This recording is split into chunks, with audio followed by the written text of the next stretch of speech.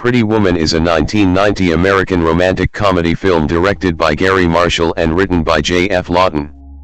The film stars Richard Gere and Julia Roberts, and features Hector Elizondo, Ralph Bellamy, in his final performance, Laura San Giacomo, and Jason Alexander in supporting roles. The film's story centers on Hollywood escort Vivian Ward and wealthy corporate raider Edward Lewis.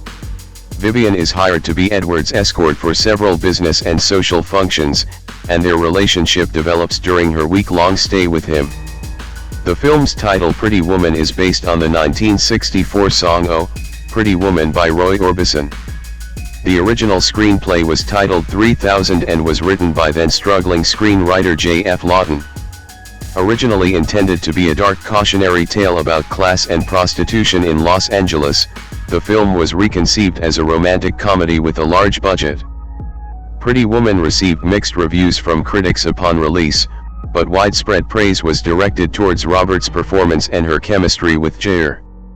It saw the highest number of ticket sales in the US ever for a romantic comedy too, with Box Office Mojo listing it as the #1 romantic comedy by the highest estimated domestic tickets sold at 42,176,400, slightly ahead of My Big Fat Greek Wedding, 2002, at 41,419,500 tickets. The film grossed $463.4 million worldwide and at the time of its release, was the 5th highest grossing film of all time worldwide, behind only E.T. the Extraterrestrial, $701 million at the time, Star Wars, $530 million at the time, Indiana Jones and the Last Crusade, $474 million at the time, and Jaws, $470 million at the time. It was also the highest grossing R-rated film of all time, surpassing Rain Man, until it was surpassed by Terminator 2, Judgment Day in 1991, but remained the highest grossing R-rated film released by Walt Disney Studios, surpassing Cocktail, holding the record for 34 years until Marvel Studios' Deadpool and Wolverine surpassed it in 2024. Pretty Woman catapulted Roberts to superstardom, earning her the Golden Globe Award for Best Actress, Motion Picture Comedy or Musical, in addition to her first nominations for the Academy Award for Best Actress and the BAFTA Award for Best Actress in a Leading Role. The film also received nominations for the BAFTA Award for Best Film and the Golden Globe Award for Best Motion Picture, Musical or Comedy. Plot: one night while leaving a business party in the Hollywood Hills, corporate raider Edward Lewis takes his lawyer Philip's Lotus Esprit and finds himself in the red light district on Hollywood Boulevard, where he meets streetwalker Vivian Ward. Lost and struggling to operate the stick shift, Edward accepts Vivian's offer to drive him to the Regent Beverly Wilshire Hotel. Impulsively, he hires her for the whole night and, despite initial awkwardness, they have sex in his penthouse suite. The following day, Edward asks Vivian to stay for the week, as he must attend a series of business events while attempting to acquire Jim Morse's shipbuilding company. After negotiating, Edward and Vivian agree on $3,000. He also gives her money to buy appropriate clothes. When Vivian tries to shop on Rodeo Drive, snobbish and rude saleswomen turn her away because of the way she looks. She asks hotel manager Barney for assistance. He gets store sales lady Bridget to find her a cocktail dress for that evening's business dinner. Later, she gets Barney to teach her table etiquette. Edward is astounded by Vivian's transformation. At dinner, he introduces Vivian to Morse and his grandson David, who is to take over the company. The dinner does not go well as they are unhappy with Edward's plan to dismantle their company. Later, Edward tells Vivian about his personal and business life, including his estranged relationship with his late father. Edward takes Vivian along as his date to a polo match. When Philip sees Vivian talking to David Morse, he tells Edward his suspicions that she is a corporate spy. Edward dismisses Philip's concerns by explaining their arrangement. With the knowledge of Vivian's true background, the married Philip talks to her alone and crudely propositions her for her services. Back in Edward's suite, Vivian is angry with Edward for exposing her in that way. He apologizes, admitting that he was jealous of Vivian talking to David. Edward takes Vivian by private jet to see La Traviata at the San Francisco Opera, a story about a prostitute who falls in love with a wealthy man. She is moved, and she breaks her no kissing rule before having sex with him. Believing Edward has fallen asleep, Vivian says she loves him. As the week is almost finished, Edward offers to get Vivian a condominium and an allowance, promising to visit her regularly. However, Vivian feels he is treating her like a prostitute. She shares her childhood fantasy of being rescued by a knight on a white steed. Edward meets with Morse but chooses to work with him to save his company instead of dismantling it. Philip, furious that Edward's new direction has cost him a fortune, goes to the Beverly Wilshire to confront him. He finds Vivian. Blaming her for Edward's changes and angry at his business decision, Philip hits her and attempts to rape her. Edward arrives, pulls Philip off Vivian, punches him and fires him. After completing his business in Los Angeles, Edward asks Vivian to stay with him for one more night, but only if she wants to, not because he is paying her. She gently refuses and leaves after telling him she thinks he has lots of special gifts. Vivian returns to her apartment hotel to pack for her move to San Francisco to get a new job and a high school diploma. She gives her roommate, fellow prostitute Kit DeLuca, some money and tells her she has a lot of potential. Kit leaves sex work and enrolls in beauty classes. Vivian then waits in the apartment for the bus. Edward has the chauffeur take him to her apartment. He climbs out of the white limousine's sunroof and ascends the fire escape to rescue Vivian, just like the knight in her childhood fantasy. When he asks her what happens after the knight rescues her, she responds she rescues him right back, and kisses him. Cast: Richard Gere as Edward Lewis, a wealthy corporate raider from New York who hires Vivian to be his escort for a week. Julia Roberts as Vivian Ward, a free-spirited Hollywood streetwalker. Ralph Bellamy as Jim Morse, owner of Morse Industries, a troubled shipbuilding company Edward plans to take over. Jason Alexander as Philip Stuckey, Edward's insensitive lawyer. Hector Elizondo as Barnard Barney Thompson, the dignified and soft-hearted hotel manager. Laura San Giacomo as Kit DeLuca, Vivian's sarcastic wisecracking best friend and roommate who taught her the prostitution trade. Alex Hyde White as David Morse, Jim Morse's grandson, who is being groomed to take over the Morse's shipbuilding company. Amy Yasbeck as Elizabeth Stuckey, Philip's wife. Eleanor Donahue as Bridget, a friend of Barney Thompson who works in a women's clothing store. John David Carson as Mark Roth, a businessman in Edward's office. Judith Baldwin as Susan, one of Edward's ex-girlfriends whom he runs into at Phil's party at the beginning of the film. She has recently married and Edward's secretary was a bridesmaid. Patrick Richwood as Dennis Rowland. James Patrick Stewart as Day Bellhop. Day Young as a snobbish saleswoman in a clothing store. Larry Miller as Mr. Hollister, the manager of a clothing store where Vivian buys her new wardrobe. Hank Azaria as a detective, film debut. Larry Hankin as a landlord. Production. Development. The film was initially conceived as a dark drama about prostitution in Los Angeles in the 1980s. The relationship between Vivian and Edward also originally included Vivian being addicted to drugs. Part of the deal was that she had to stay off cocaine for a week. Edward eventually throws her out of his car and drives off. The original script by J.F. Lawton, called 3006, ended with Vivian and her prostitute friend on the bus to Disneyland. Producer Laura Ziskin considered these elements detrimental to a sympathetic portrayal of Vivian, and they were removed or assigned to Kit. The deleted scenes have been found, and some were included on the DVD released for the film's 15th anniversary. 4-in-1, Vivian tells Edward, "I could just pop ya good and be on my way," indicating her lack of interest in pillow talk. In another, she is confronted by a drug dealer, Carlos, then rescued by Edward when the limo driver Daryl gets his gun out. Though inspired by such films as Wall Street and The Last Detail 6, the film bears a resemblance to Pygmalion myths, particularly George Bernard Shaw's play of the same name, which also formed the basis for the Broadway musical My Fair Lady. It was Walt Disney Studios' then president Jeffrey Katzenberg who insisted the film be rewritten as a modern-day fairy tale and love story, as opposed to the original dark drama. It was pitched to Touchstone Pictures and rewritten as a romantic comedy. 7. The title 3000 was changed because Disney executives thought it sounded like a title for a science fiction film. 8. Casting. The casting of the film was a rather lengthy process.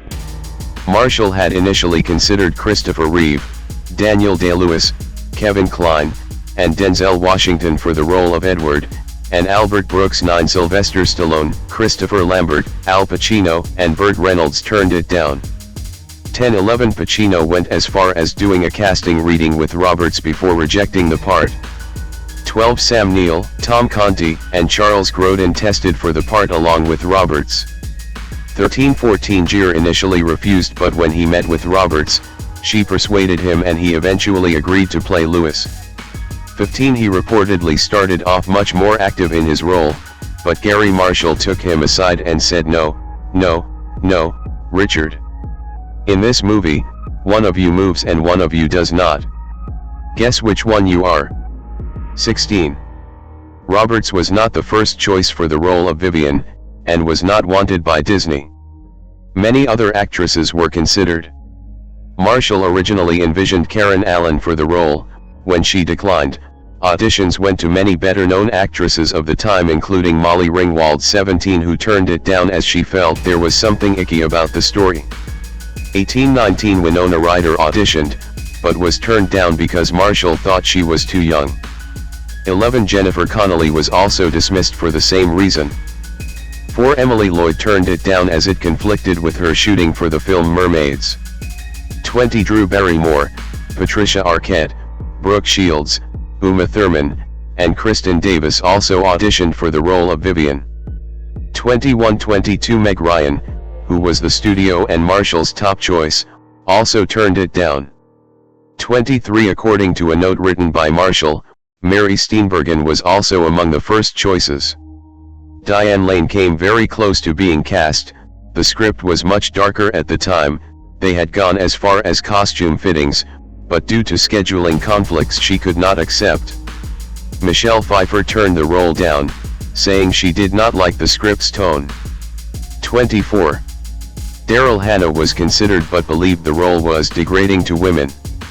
24. Valeria Golino was not selected because of her thick Italian accent. 25. And Jennifer Jason Leigh had auditioned. 26. Lee Thompson unsuccessfully auditioned for the role as she thought the film was a drama. 27. After all the other actresses turned down the role, 21-year-old Roberts, a relative unknown with only the sleeper hit Mystic Pizza, 1988, and the yet-to-be-released Steel Magnolias, 1989, for which she would be nominated for the Academy Award for Best Supporting Actress, won the role of Vivian. J. F. Lawton, writer of the original screenplay, has suggested that the film was ultimately given a happy ending because of the chemistry of Gere and Roberts. 6. Veteran actor Ralph Bellamy, who plays James Morse, appears in his final acting performance before his death in 1991. Jason Alexander, who had also recently been cast for his role as the bumbling George Costanza in Seinfeld, was cast as Philip Stuckey. Filming. The film's budget was substantial, at $14 million, so producers could shoot in many locations. Foremost filming took place in Los Angeles, California, specifically in Beverly Hills, and inside sound stages at Walt Disney Studios in Burbank. 13. The escargot scene at the restaurant was shot at Rex 2 Ristorante, now named Cicada. 28. Interior scenes set in the Beverly Wilshire Hotel lobby were shot at the Ambassador Hotel in Los Angeles. Filming commenced on July 24, 1989 13:29 but was immediately plagued by problems. These included Ferrari and Porsche declining the product placement opportunity for the car Edward drove, as neither firm wished to be associated with prostitutes. 4 Lotus cars saw the placement value and supplied a silver 1989 plus 1 to Esprit SE, which was later sold. 30.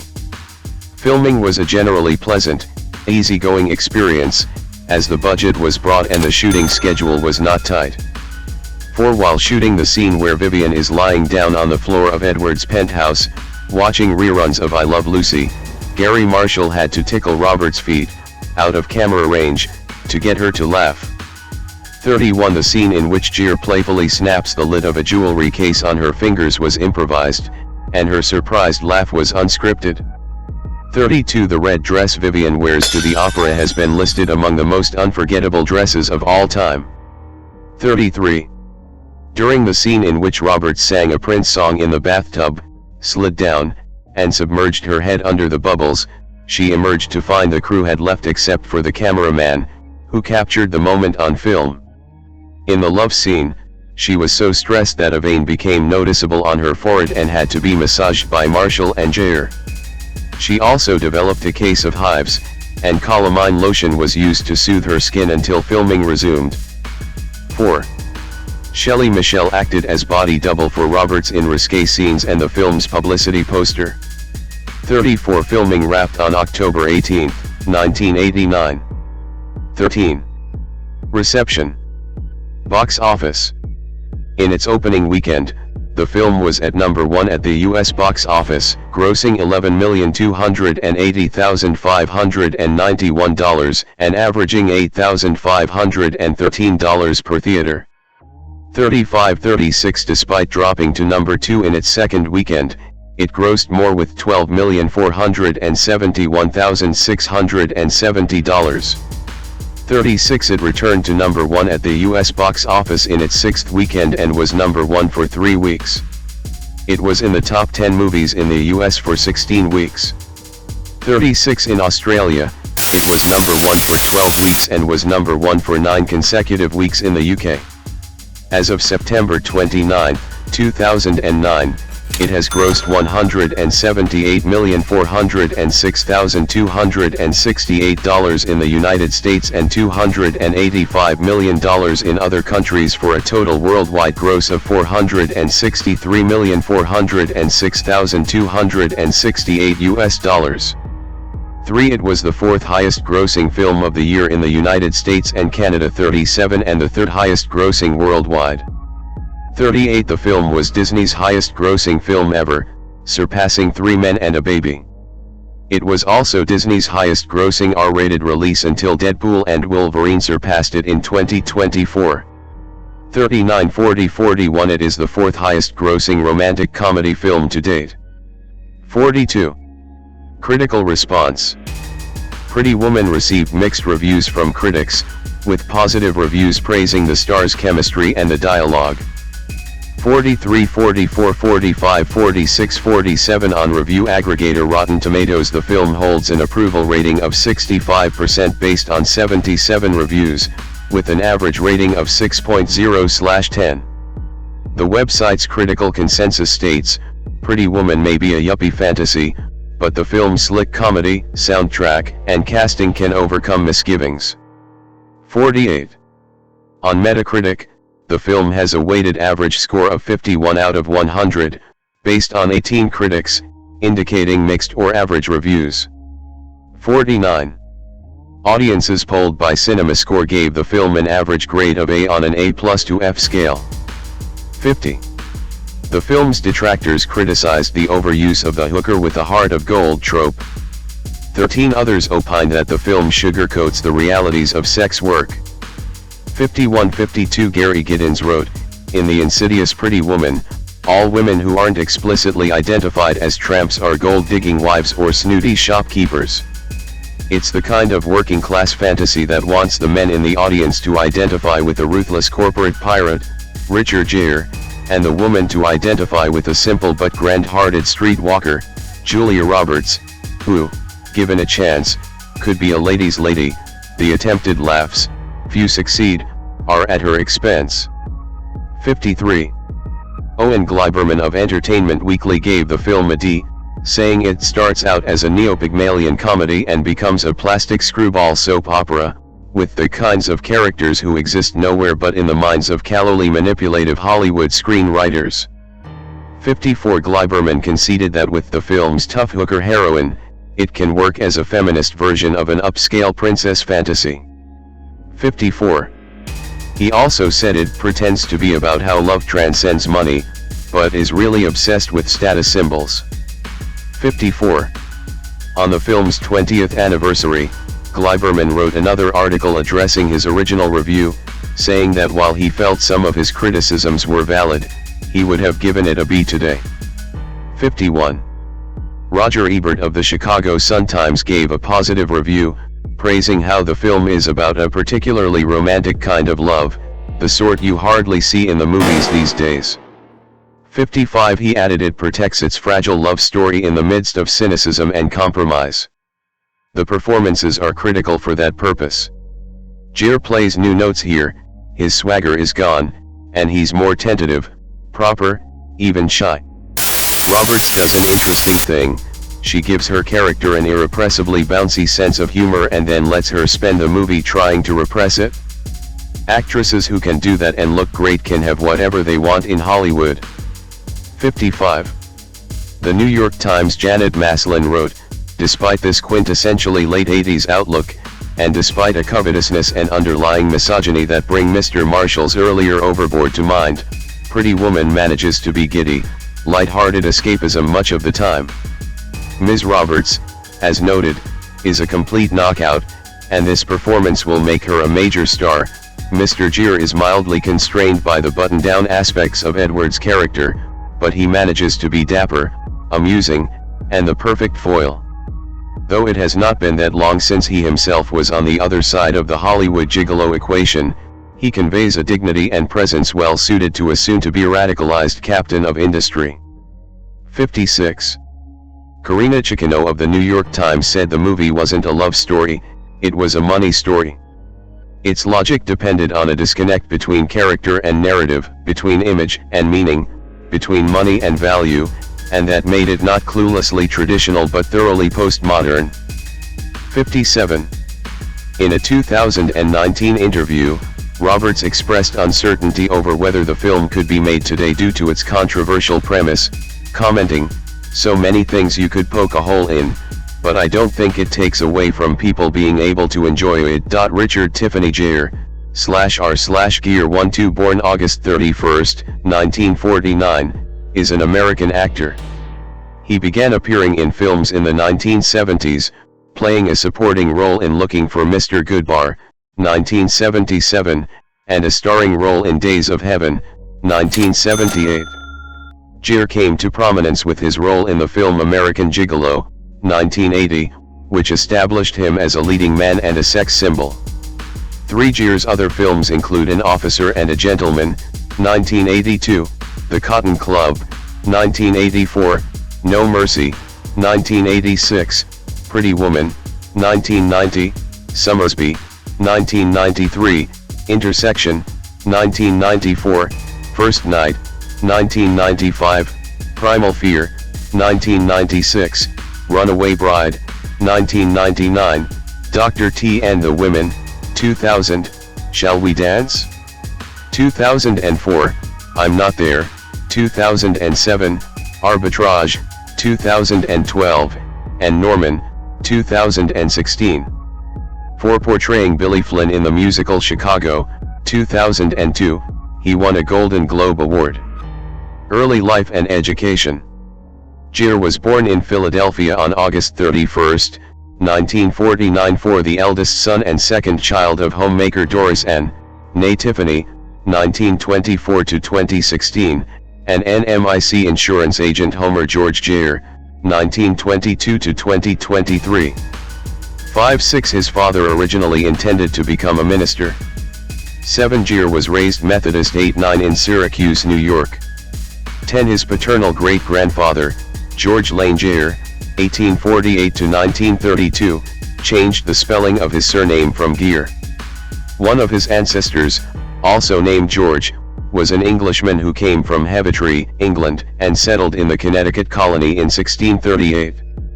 11 Both of Gere's parents were Mayflower descendants, His ancestors include pilgrims such as John Billington, William Brewster, Francis Eaton, Francis Cook, Deirdre Priest, George Soule, and Richard Warren. 12. Gere graduated from North Syracuse Central High School in 1967, where he had excelled at gymnastics and music and played the trumpet. 7. He then attended the University of Massachusetts Amherst on a gymnastics scholarship, studying philosophy. He left after 2 years and never graduated. 7-13. Career. Gere, right, with Lobsang Nyandak during the Tibet Fund annual gala in 2016. Gere first worked professionally at the Seattle Repertory Theater and the Provincetown Playhouse on Cape Cod in 1969, where he starred in Rosencrantz and Guildenstern Are Dead. His first major acting role was in the 1971 rock opera Soon, written by Scott Fagan and Joe Cook Cooley's, which opened on Broadway at the Ritz Theater and closed after 3 performances. 14-15. Following that, he appeared in the original London stage version of Grease, in 1973. 7. Gere was one of the first notable Hollywood actors to play a homosexual character, starring as a gay Holocaust victim in the 1979 Broadway production of Bent, for which he earned a Theatre World Award. Gere began appearing in Hollywood films in the mid-1970s. Originally cast in a starring role in The Lords of Flatbush, 1974, he was replaced after fighting with his co-star Sylvester Stallone. Gere played a small but significant part in Looking for Mr. Goodbar, 1977, and starred in director Terrence Malick's well-reviewed drama Days of Heaven, 1978. 7. The crime drama American Gigolo, 1980, significantly boosted his profile, and the romantic drama An Officer and a Gentleman, 1982, co-starring Deborah Winger, cemented Gere's ascent to stardom, grossing almost $130 million 16 and winning 2 Academy Awards out of 6 nominations. 17. Gere himself received his first Golden Globe Award nomination. 18. For the remainder of the 1980s, Gere appeared in films of varying critical and commercial reception. 1920. His career rebounded with the releases of Internal Affairs, 1990, and Pretty Woman, 1990, the latter of which earned Gere his second Golden Globe Award nomination. 21. The 1990s saw Gere star in successful films including Somersby, 1993, opposite Jodie Foster, Primal Fear, 1996, and Runaway Bride, 1999, which reunited him with his Pretty Woman co-star Julia Roberts. 19. He also took a leading role in the action thriller The Jackal, 1997, playing former IRA militant Declan Mulqueen. Gere affected an Irish accent for the role. 22. Gere was named People magazine's Sexiest Man Alive in 1999. Not long thereafter, all in the same year, he appeared in the hit films The Mothman Prophecies, 2002, Unfaithful, 2002, and the Academy Award-winning musical film adaptation Chicago, 2002, 7, for which Gere won his first Golden Globe Award. His ballroom dancing drama Shall We Dance, 2004, was also a solid performer that grossed $170 million worldwide. 23. His next film, the book-to-screen adaptation B Season, 2005, was a commercial failure. 24. Gere went on to co-star with Jesse Eisenberg and Terrence Howard in The Hunting Party, 2007, a thriller in which he played a journalist in Bosnia. He next appeared with Christian Bale, Heath Ledger, and Cate Blanchett in Todd Haynes' semi-biographical film about Bob Dylan, I'm Not There, 2007. Gere was one of 6 actors to portray a variation of Dylan. He co-starred with Diane Lane in the romantic drama Nights in Rodanthe, 2008. The film was widely panned by critics. 25, making number 74 on the Times Worst Films of 2008 list, 26, but grossed over $84 million worldwide. 27. The film is his most recent to have been produced entirely by a major film studio. Gere has said his politics regarding China, an important financial resource for major Hollywood studios, have made him unwelcome within Hollywood. 28 Gere embraced his apparent exile from Hollywood and instead appeared in independent films that garnered some of the best reviews of his career. 20 Gere was notably singled out for portraying businessman Robert Miller in Arbitrage, 2012, earning his fourth Golden Globe Award nomination. Among many positive reviews, 29 Peter Travers of Rolling Stone cited Gere's performance as too good to ignore and an implosive tour de force. 30 Also in 2012, he received the Golden Starfish Award for Lifetime Achievement from the Hamptons International Film Festival and the Career Achievement Award from the Hollywood Film Awards. 32 Gere had earlier received an award from the 34th Cairo International Film Festival in December 2010. 33. Gere made a notable departure from his traditional screen persona with Joseph Sida's political drama Norman, 2016. The film saw Gere portray Norman Oppenheimer, a small-time Jewish fixer. Gere himself described the character as an embodiment of the sides of us we know are annoying and needy. 34 His portrayal of Oppenheimer was called consistently, completely fascinating by RogerEbert.com. 35 and was singled out as a worthy Academy Award contender by Variety. 36. Gere composed and performed the Pretty Woman piano theme and a guitar solo in Runaway Bride. He studied tap for 3 months to shoot half a day of dancing for his role as lawyer Billy Flynn in Chicago. 37 He also studied karate for An Officer and a Gentleman. 38. Multiple film critics and media outlets have said Gere is one of the best actors never to have received an Academy Award nomination. 39. 40. Political views and activism. Gere visiting the USAID Operation Lighthouse project in Mumbai. Gere regularly visits Dharamshala, the headquarters of the Tibetan government in exile. 41 He is an advocate for human rights in Tibet and is a co-founder of the Tibet House US, creator of the Gere Foundation, and chairman of the board of directors for the International Campaign for Tibet. Because he supports the Tibetan independence movement, Gere is permanently banned from entering China. 42-43 In 2017, Gere stated he believed his advocacy had resulted in him no longer being cast in Hollywood blockbusters so as not to offend the growing Chinese audience for blockbuster films, with China now the second largest film market in the world. 44. In 1993, Gere was banned from being an Academy Award presenter after he denounced the Chinese government while announcing the nominees. 45-46. In September 2007, Gere called for the boycott of the 2008 Beijing Olympic Games to put pressure on China to make Tibet independent. 47-48 He starred in a free Tibet-themed Launcha commercial featuring the Launcha Delta.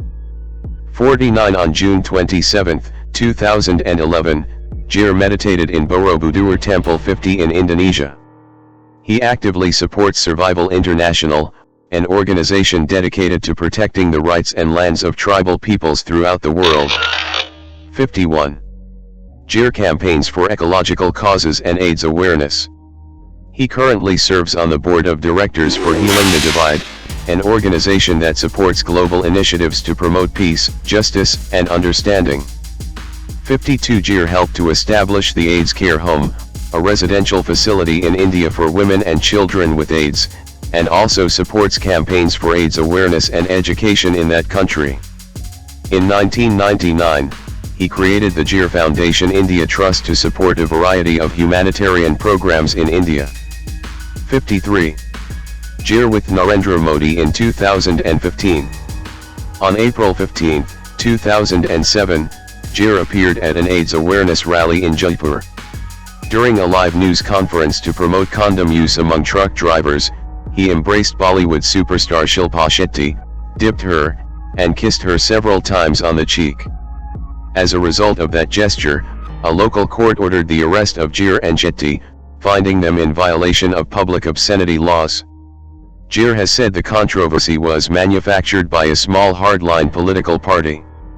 About a month later, a two-judge bench headed by the Chief Justice of India, K.G. Balakrishnan, described the case as frivolous and believed that such complaints against celebrities were filed for cheap publicity and have brought a bad name to the country. They ruled that Gere would remain free to enter the country. 54. Gere contributed some of his writing for the book We Are One, a celebration of tribal peoples, released in October 2009. 55. Gere discussed the persecution and loss of land of the Jumma people as an example of a tragic story that repeats itself in different continents of the world, calling attention to the crime against their peaceful culture and how it reflects on humanity's relationship with nature and capacity to survive. 56. The royalties from the book's sale go to the indigenous rights organization Survival International. In 2010, Gere stated that the war in Iraq was not supported by the American people and that the presidency of George W. Bush had bullied Americans into the decision. 57. He called George W. Bush a very poor president. 58. In a press conference held on the sidelines of the 34th Cairo International Film Festival, Gere said, "I'm very sorry about what the US has done in Iraq. This war has been a tragedy for everyone. I hope that the people of Iraq can rebuild their country." 59. In 2016, Gere endorsed Hillary Clinton for president and donated $2,700 to her campaign. 60. In 2017, Gere criticized Benjamin Netanyahu's policies on the Palestinians and Israel's expansion of settlements in the occupied West Bank, stating, "Settlements are such an absurd provocation and, certainly in the international sense, completely illegal, and they are certainly not part of the program of someone who wants a genuine peace process." 61. In February 2023, Gere was one of the 480 global figures who signed a statement from Freedom House expressing support for Mahsa Amini protesters, urging sanctions on Iranian officials, and calling for the Islamic Revolutionary Guard Corps to be proscribed as a terror group. 62. Personal life. Gere with his third wife Alejandra Silva in 2024. Gere had on-again/off-again relationships with actress Penelope Milford from 1971 to 1978, 63, and painter Sylvia Martins from 1978 to 1986. 64. During those years, he was also sporadically linked with Tuesday Weld 65, Carol Mallory 66, Don Steele 67, Lori Rodkin 68, Barbara Carrera 69, and Barbara Streisand. 70. It was suggested that Gere had affairs with Priscilla Presley and Kim Basinger in tell-all books written by Presley's ex-boyfriend Michael Edwards 71 and Basinger's ex-husband Ron Snyder. 72. Gere has also reportedly dated models Laura Bailey 73, Tina Chow 74, Delilah De Lazaro 75, and Padma Lakshmi. 76. He was married to model Cindy Crawford from 1991 to 1995. Citation needed. In November 2002, Gere married model and actress Carrie Lowell. 77. They have a son, Homer James Jigme Gere, who was born in February 2000 and is named for his grandfathers as well as the Tibetan name Jigme. 778. In September 2013, the two separated after 11 years of marriage. They spent 3 years in highly contested divorce proceedings in New York County Supreme Court. 79. The case was settled in October 2016. 80. In early April 2018, Gere married Spanish activist Alejandra Silva. 81. In August 2018, they announced that they were expecting their first child. 82. 83. Their son was born in February 2019. 84. 85. In April 2020, the birth of their second son was reported. 86. 87. Gere's interest in Buddhism began when he was in his 20s. 88. Gere first studied Zen Buddhism 88 under Kyozan Joshu Sasaki. After studying Zen for 5 or 6 years 88 he and Brazilian painter Sylvia Martins traveled in 1978 to Nepal, where Gere met many Tibetan monks and lamas. 51. He then met the 14th Dalai Lama in India 88 and became a practicing Tibetan Buddhist, specifically of the Gelugpa school, 88 and an active supporter of the Dalai Lama. 7. In February 2023, Gere was diagnosed and hospitalized with pneumonia during a family vacation in Nuevo Vallarta in Mexico. It was reported by his wife that he had fully recovered from his illness. 89. Gere has often been included on lists of famous vegetarians. However, his status as a vegetarian is disputed. Julia Fiona Roberts, born October 28, 1967, is an American actress. Known for her leading roles across various genres, she has received multiple accolades, including an Academy Award, a British Academy Film Award, and 3 Golden Globe Awards.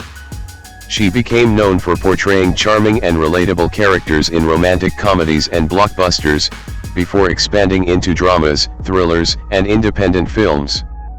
The films in which she has starred have collectively grossed over $3.9 billion worldwide, making her one of Hollywood's most bankable stars too, while the media nicknamed her America's sweetheart in recognition of her widespread popularity and on- and off-screen charisma. After early breakthroughs in Mystic Pizza, 1988, and Steel Magnolias, 1989, Roberts solidified her status as a leading lady when she starred in the top-grossing romantic comedy Pretty Woman, 1990. She went on to star in several commercially successful films throughout the 1990s, including the romantic comedies My Best Friend's Wedding, 1997, Notting Hill, 1999, and Runaway Bride, 1999. Roberts won the Academy Award for Best Actress for her portrayal of the title role in the biographical drama Erin Brockovich, 2000.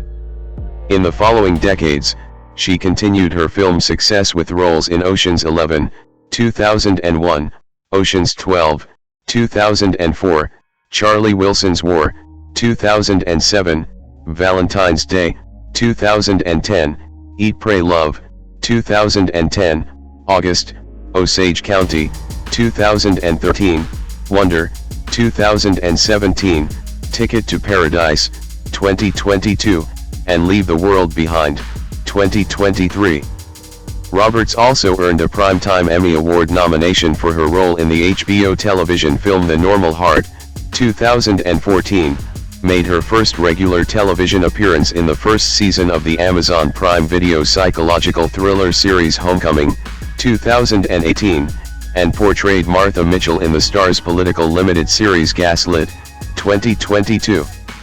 In addition to acting, Roberts runs the production company Red OM Films, through which she has served as an executive producer for various projects she has starred in, as well as for the first 4 films of the American Girl franchise, 2004 to 2008.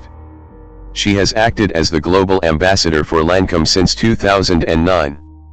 She was the world's highest paid actress throughout the majority of the 1990s and the first half of the 2000s. 345 She received a then unprecedented fees of $20 million and $25 million for her roles in Erin Brockovich, 2000, and Mona Lisa Smile, 2003, respectively. As of 2020, Roberts's net worth was estimated to be $250 million. 6 People magazine has named her the most beautiful woman in the world a record 5 times. 7. Early life and family. Julia Fiona Roberts was born on October 28, 1967, in Smyrna, Georgia, a suburb of Atlanta. 8 to Betty Lou Brady Muse and Walter Grady Roberts. 8-9 She is of English, Scottish, Irish, Welsh, German, and Swedish descent. 10-11 Her father was a Baptist, her mother Catholic. 12 Roberts was raised Catholic. 13-14 Her older brother Eric Roberts, b. 1956, from whom she was estranged for several years until 2004, older sister Lisa Roberts Gillen, b. 1965, and niece Emma Roberts, are also actors. She also had a younger half-sister named Nancy Motes. 15. Roberts's parents, one-time actors and playwrights, met while performing in theatrical productions for the United States Armed Forces. They later co-founded the Atlanta Actors and Writers Workshop 16 in Atlanta, off Juniper Street in Midtown. They ran a children's acting school in Decatur, Georgia, while they were expecting Julia. The children of Coretta and Martin Luther King Jr. attended the school. Walter Roberts served as acting coach for their daughter, Yolanda. 17 in gratitude for his service running the only racially integrated theater troupe in the region and due to the Robertses' financial difficulties 18 Coretta King paid the Robertses' hospital bill when Julia was born. 1920-21. Robertses' parents married in 1955. Her mother filed for divorce in 1971, the divorce was finalized in early 1972. 22 From 1972, Roberts lived in Smyrna, Georgia, where she attended Fitzhugh Lee Elementary School, Griffin Middle School, and Campbell High School. 23 In 1972, her mother married Michael Motes, who was abusive and often unemployed. Roberts despised him. 24 The couple had a daughter, Nancy, who died at 37 on February 9, 2014, of an apparent drug overdose. 25 The marriage ended in 1983, with Betty Lou divorcing Motes on cruelty grounds. She had stated that marrying him was the biggest mistake of her life. 24 Roberts' own father died of cancer when she was 10. 26. Roberts wanted to be a veterinarian as a child. 27 She played the clarinet in her school band. 28-29 After graduating from Smyrna's Campbell High School, she headed to New York City to pursue a career in acting. Once there, she signed with the Click modeling agency and enrolled in acting classes. 30. Career. 1987 to 1999, acting debut and film stardom. Following her first television appearance as a juvenile rape victim in the first season of the series Crime Story, with Dennis Farina, in the episode The Survivor, broadcast on February 13, 1987, Roberts made her big screen debut in the dramedy Satisfaction, 1988, alongside Liam Neeson and Justine Bateman, as a band member looking for a summer gig. She had filmed a small role in 1987 opposite her brother Eric, in Blood Red, though she only had 2 words of dialogue, and it was not released until 1989. In 1988, Roberts had a role in the 4th season finale of Miami Vice, and her first critical success with moviegoers came with the independent romantic comedy Mystic Pizza 31, in which she played a Portuguese-American teenage girl working as a waitress at a pizza parlor. Roger Ebert found Roberts to be a major beauty with a fierce energy and observed that the film may someday become known for the movie stars it showcased back before they became stars. All of the young actors in this movie have genuine gifts. 32.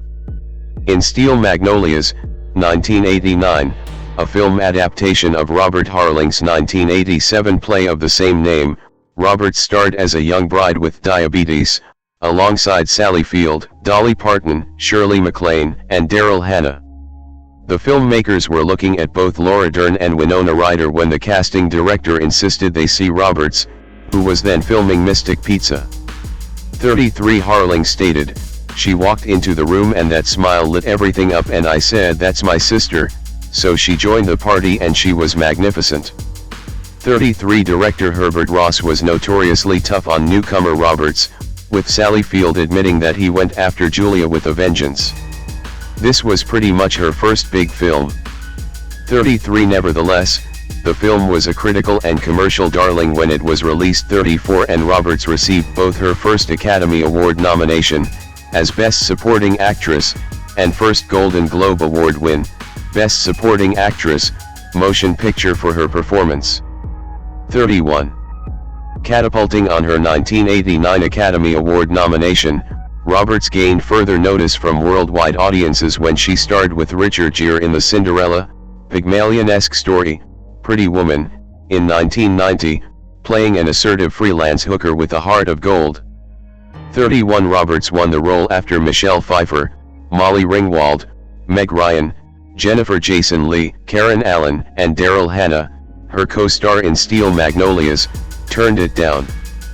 35 The role also earned her a second Oscar nomination, this time as Best Actress, and second Golden Globe Award win, as Best Actress, Motion Picture, Musical or Comedy.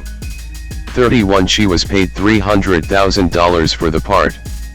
36 Pretty Woman saw the highest number of ticket sales in the US ever for a romantic comedy, 37, and made $463.4 million worldwide. 38 The red dress Roberts wore in the film has been considered one of the most famous gowns in cinema. 39 40 41 Roberts at the 1990 Deauville American Film Festival. Her next film release following Pretty Woman was Joel Schumacher's supernatural thriller Flatliners, also 1990, in which Roberts starred as one of 5 students conducting clandestine experiments that produce near-death experiences. The production was met with a polarized critical reception, but made a profit at the box office and has since been considered a cult film. 42 In 1991, Roberts played a battered wife attempting to begin a new life in Iowa in the thriller Sleeping with the Enemy, a winged, 6-inch-tall tomboyish Tinkerbell in Steven Spielberg's fantasy film Hook, and an outgoing yet cautious nurse in her second collaboration with director Joel Schumacher, the romance drama Dying Young. Although negative reviews greeted her 1991 outings, Sleeping with the Enemy grossed $175 million, 43 Hook $300.90 million, 44 and Dying Young $82.30 million, 45 globally. Roberts took a 2-year hiatus from the screen, during which her only appearance in a film was a cameo in Robert Altman's The Player, 1992. In early 1993, she was the subject of a People magazine cover story asking, "What happened to Julia Roberts?" 46. Roberts starred with Denzel Washington in the thriller The Pelican Brief, 1993, based on John Grisham's 1992 novel of the same name. 31 In it, she played a young law student who uncovers a conspiracy, putting herself and others in danger. The film was a commercial success, grossing $195.2 million worldwide. 47-48 None of her next film releases I Love Trouble, 1994, Pret-a-Porter, 1994, and Something to Talk About, 1995, were particularly well received by critics nor big box office draws. 49-50-51 In 1996, she guest starred in the second season of Friends, episode 13, the one after the Super Bowl, 52, and appeared with Liam Neeson in the historical drama Michael Collins 31, portraying Kitty Kiernan, the fiancée of the assassinated Irish revolutionary leader. Stephen Frears' Mary Riley, her other 1996 film, was a critical and commercial failure. 53-54. By the late 1990s, Roberts enjoyed renewed success in the romantic comedy genre. In P.J. Hogan's My Best Friend's Wedding, 1997, she starred opposite Dermot Mulroney, Cameron Diaz, and Rupert Everett, as a food critic who realizes she's in love with her best friend and tries to win him back after he decides to marry someone else. Roberts' performance was highly praised. 55 Considered to be one of the best romantic comedies of all time, Rotten Tomatoes gave the film an approval rating of 73% based on 59 reviews, with the critical consensus reading, "Thanks to a charming performance from Julia Roberts and a subversive spin on the genre, My Best Friend's Wedding is a refreshingly entertaining romantic comedy." 56 57 58 The film was a global box office hit, earning $299.3 million. 59 In her next film, Richard Donner's political thriller Conspiracy Theory, 1997, Roberts starred with Mel Gibson as a Justice Department attorney. Mick LaSalle of San Francisco Chronicle stated, "When all else fails, there are still the stars to look at Roberts, who actually manages to do some fine acting, and Gibson, whose likability must be a sturdy thing indeed." 60. The film, nevertheless, grossed a respectable $137 million. 61 In 1998, Roberts appeared on the television series Sesame Street opposite the character Elmo, and starred in the drama Stepmom, alongside Susan Sarandon. 62 Revolving around the complicated relationship between a terminally ill mother and the future stepmother of her children. While reviews were mixed to positive 62, the film made $159.7 million worldwide. 63. Roberts paired with Hugh Grant for Notting Hill, 1999, portraying a famous actress who falls in love with a struggling bookstore owner. The film displaced 4 weddings and a funeral as the biggest British hit in the history of cinema, with earnings equaling $363 million worldwide. 64 An exemplar of modern romantic comedies in mainstream culture, the film was also received well by critics. CNN reviewer Paul Clinton called Roberts the queen of the romantic comedy whose reign continues, and remarked, "Notting Hill stands alone as another funny and heartwarming story about love against all odds." 65. In 1999, she also reunited with Richard Gere and Garry Marshall for Runaway Bride, in which she played a woman who has left a string of fiancés at the altar. Despite mixed reviews 66, 67, 68, 69 Runaway Bride was another financial success, grossing $309.4 million around the globe. 70 Roberts was a guest star in Empire, a season 9 episode of the television series Law & Order, with regular cast member Benjamin Bratt, who at the time, was her boyfriend. Her performance earned her a nomination for Primetime Emmy Award for Outstanding Guest Actress in a Drama Series. 71. 2000 to 2013, critical acclaim and leading roles. Roberts became the first actress to be paid $20 million for a film 72 when she took on the role of real-life environmental activist Erin Brockovich in her fight against the Pacific Gas and Electric Company, PG&E, of California, in Erin Brockovich, 2000. Peter Travers of Rolling Stone wrote, Roberts shows the emotional toll on Erin as she tries to stay responsible to her children and to a job that has provided her with a first taste of self-esteem. 73 While Entertainment Weekly critic Owen Gleiberman felt that it was a delight to watch Roberts, with her flirtatious sparkle and undertow of melancholy. 74 Erin Brockovich made $256.3 million worldwide. 75 and earned Roberts the Academy Award for Best Actress, among numerous other accolades. In 2000, she also became the first actress to make the Hollywood Reporter's list of the 50 most influential women in show business since the list had begun in 1992. And her Shoelace Productions company received a deal with Joe Roth. 76. Her first film following Erin Brockovich was the road gangster comedy The Mexican, 2001, giving her a chance to work with longtime friend Brad Pitt. The film's script was originally intended to be filmed as an independent production without major motion picture stars, but Roberts and Pitt, who had for some time been looking for a project they could do together, learned about it and decided to sign on. Though advertised as a typical romantic comedy star vehicle, the film does not focus solely on the actors' relationship, and the two shared relatively little screen time together. The Mexican earned $66.8 million in North America. In Joe Roth's romantic comedy America's Sweethearts, 2001, Roberts starred as the once overweight sister and assistant of a Hollywood actress, along with Billy Crystal, John Cusack, and Catherine Zeta-Jones. Critics felt that despite its famous cast, the production lacked sympathetic characters and was only funny in spurts. 77. A commercial success, it grossed over $138 million worldwide, however. 78. In her last film released in 2001, Roberts teamed with Erin Brockovich director Steven Soderbergh for Ocean's 11, a remake of the 1960 film of the same name, featuring an ensemble cast including George Clooney, Brad Pitt, and Matt Damon. Roberts played Tess Ocean, the ex-wife of leader Danny Ocean, Clooney, originally played by Angie Dickinson. A success with critics and at the box office alike, Ocean's 11 became the 5th highest grossing film of the year with a total of $450 million worldwide. 79. Roberts in 2002.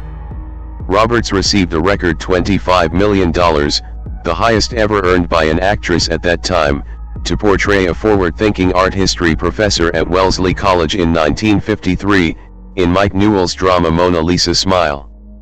80. The film garnered largely lukewarm reviews by critics, who found it predictable and safe, but made over $141 million in theaters. 81. In 2004, Roberts replaced Cate Blanchett in the role of an American photographer for Mike Nichols's film Closer, a romantic drama written by Patrick Marber, based on his 1997 play of the same name. 82. Co-starring Jude Law, Natalie Portman, and Clive Owen. 82. She next reprised the role of Tess Ocean in Ocean's 12, which was deliberately much more unconventional than the first film, epitomized by a sequence in which Roberts's character impersonates the real-life Julia Roberts, due to what the film's characters believe is their strong resemblance. 83. Though less well-reviewed than 11, the film became another major success at the box office, with a gross of $363 million worldwide. 84. 85. In 2005, she was featured in the music video for the single Dream Girl by the Dave Matthews Band. It was her first music video appearance. 86. Roberts appeared in the Hollywood Reporter's list of the 10 highest-paid actresses every year from 2002, when the magazine began compiling its list, to 2005. 5. In 2006, Roberts voiced a nurse ant in The Ant Bully and a barn spider in Charlotte's Web. 87. 88. She made her Broadway debut on April 19, 2006, as Nan in a revival of Richard Greenberg's 1997 play 3 Days of Rain opposite Bradley Cooper and Paul Rudd. Although the play grossed nearly $1 million in ticket sales during its first week 89 and was a commercial success throughout its limited run, her performance drew criticism. Ben Brantley of the New York Times described Roberts as being fraught with self-consciousness, especially in the first act, and only glancingly acquainted with the two characters she plays. 90. Brantley also criticized the overall production, writing that it's almost impossible to discern its artistic virtues from this wooden and splintered interpretation, directed by Joe Mantello. 90. Writing in the New York Post, Clive Barnes declared, "Hated the play. To be sadly honest, even hated her. At least I liked the rain even if 3 days of it can seem an eternity." 91. In Mike Nichols' biographical drama Charlie Wilson's War, 2007, Roberts starred as socialite Joanne Herring, the love interest of Democratic Texas Congressman Charles Wilson, opposite Tom Hanks and Philip Seymour Hoffman. The film received considerable acclaim. 92. Made $119.5 million worldwide. 93. And earned Roberts her 6th Golden Globe nomination. 94. The independent drama Fireflies in the Garden, in which Roberts played a mother whose death sets the story in motion, was screened at the 2008 Berlin International Film Festival before being shown in European cinemas. It did not get a North American release until 2011. Roberts played a CIA agent collaborating with another spy to carry out a complicated con, opposite Clive Owen, in the comic thriller Duplicity, 2009. 95. Despite mixed reviews and moderate box office returns. 96. Critic A.O. Scott praised her performance. Ms. Roberts has almost entirely left behind the coldish, America's sweetheart mannerisms, except when she uses them strategically, to disarm or confuse. She is, at 41, unmistakably in her prime. 97. She received her 7th Golden Globe nomination for her role. Roberts at the French premiere of Eat, Pray, Love in 2010. In 2010, Roberts played a U.S. Army captain on a one-day leave, as part of a large ensemble cast, in the romantic comedy Valentine's Day, and starred as an author finding herself following a divorce in the film adaptation of Eat, Pray, Love. While she received $3 million up front against 3% of the gross for her 6-minute role in Valentine's Day 98, Eat, Pray, Love had the highest debut at the box office for Roberts in a top-billed role since America's Sweethearts. 99. 100. She appeared as the teacher of a middle-aged man returning to education in the romantic comedy Larry Crowne, opposite Tom Hanks, who also served as the director. 101. The film was poorly received by critics and audiences. 102. Although Roberts's comedic performance was praised. 103. In Mirror, Mirror, 2012, the Tarsum Singh adaptation of Snow White, Roberts portrayed Queen Clementina, Snow White's evil stepmother, opposite Lily Collins. 104 Peter Travers of Rolling Stone felt that she tried way too hard in her role. 105 While Katie Rich of Cinema Blend observed that she takes relish in her wicked portrayal but could have gone even further with it. 106 Mirror made $183 million globally. In 2013, Roberts starred alongside Meryl Streep and Ewan McGregor in the black comedy drama August, Osage County, about a dysfunctional family that reunites into the familial house when their patriarch suddenly disappears. 107 Her performance earned her nominations for the Golden Globe Award, Screen Actors Guild Award, Critics' Choice Award, and Academy Award for Best Supporting Actress, amongst other accolades. 108 109 110 111 It was her fourth Academy Award nomination. 112 2014, present, television roles and film resurgence. In 2014, Roberts starred as Dr. Emma Bruckner, a character based on Dr. Linda Laubenstein. 113 114 In the television adaptation of Larry Kramer's AIDS-era play, The Normal Heart, which aired on HBO, the film was critically acclaimed and Vanity Fair, in its review, wrote, Roberts, meanwhile, hums with righteous, Aaron Brockovich anger. Between this and August, Osage County, she's carving out a nice new niche for herself, playing brittle women who show their love and concern through explosive temper. 115 Her role garnered her a nomination for the Primetime Emmy Award for Outstanding Supporting Actress in a Miniseries or a Movie. 116 Roberts narrated Women in Hollywood, an episode of the second season of Makers, Women Who Make America, in 2014. 117 and appeared in Givenchy's Spring, Summer campaign in 2015. 118 119 She starred as a grieving mother opposite Nicole Kidman and Chiwetel Ejiofor in Secret in Their Eyes, 2015, a remake of the 2009 Argentine film of the same name, both based on the novel La Pregunta de sus Ojos by author Eduardo Secheri. 120 Unlike the original film, the American version received negative reviews and failed to find an audience. 121 Donald Clark of Irish Times concluded that a sound job by the cast can't quite shake the whiff of compromise that hangs around the project. 122 In 2016, Roberts reunited with Garry Marshall and reportedly received a $3 million fee for a 4-day shoot, playing an accomplished author who gave her child for adoption, in the romantic comedy Mother's Day, which had a lackluster critical and commercial response. 123 Her next film release was Jodie Foster's thriller Money Monster, in which she starred as a television director, alongside George Clooney and Jack O'Connell. 124 Sandra Hall of the Sydney Morning Herald stated, "It may be Hollywood melodrama but it's top of the range, giving Clooney and Roberts every opportunity to demonstrate the value of star power." 125 The film made a respectable $93.3 million worldwide. 126 127 Roberts attending the premiere of Homecoming at the 2018 Toronto International Film Festival.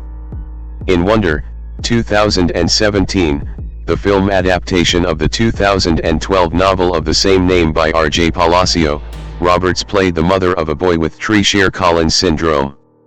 128 The Times felt that she lifts every one of her scenes in Wonder to near sublime places. 129 130 With a worldwide gross of $305.9 million, Wonder emerged as one of Roberts's most widely seen films. 131 In 2017, she also voiced a motherly Smurf leader in the animated film Smurfs, The Lost Village. 132 Roberts portrayed the mother of a troubled young man in Peter Hedges's drama Ben is Back, 2018. Sean Kitchener of Daily Express remarked, "Roberts is often the best, or one of the best, things about any film she's in, and Ben is Back is no different." 133 The role of a caseworker at a secret government facility, in the first season of the psychological thriller series Homecoming, was Roberts's first regular television project.